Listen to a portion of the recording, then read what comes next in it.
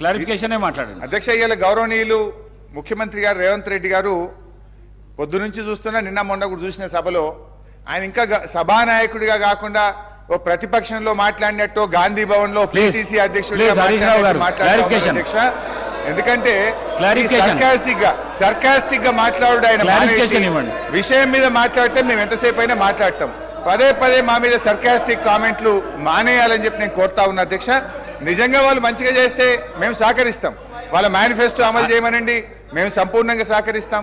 వాళ్ళు మంచి పనులు చేయమనండి, మేము సహకరిస్తాం.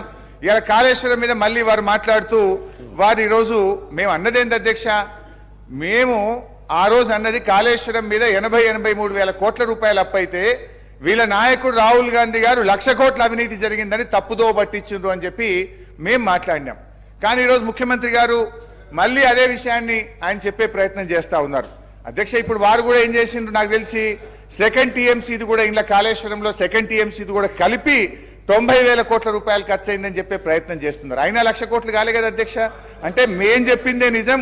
ఇవాళ ఈ సభను రాష్ట్ర ప్రజల్ని తప్పుదో పట్టించింది కాంగ్రెస్ పార్టీ అనేటువంటిది ఇవాళ మరొకసారి వారే చెప్పకనే చెప్పినారు. ధన్యవాదాలు అధ్యక్ష. రెండో విషయం, విద్యుత్ సంస్థల విషయంలో మేమేదో అప్పులు తెచ్చినామని ముఖ్యమంత్రి గారు చెప్పారు అధ్యక్ష. 2014 సంవత్సరంలో ఈ రాష్ట్రాన్ని మాకు అప్పజెప్పినాడు విద్యుత్ సంస్థల ఆస్తుల విలువ 44,438 కోట్ల రూపాయలైతే ఈ రోజు మేము క్రియేట్ చేసిన ఆస్తుల విలువ 1,37,571 కోట్ల రూపాయల ఆస్తుల విలువతో ఇవాళ మేము వాళ్ళకి అప్పగించాం అధ్యక్ష.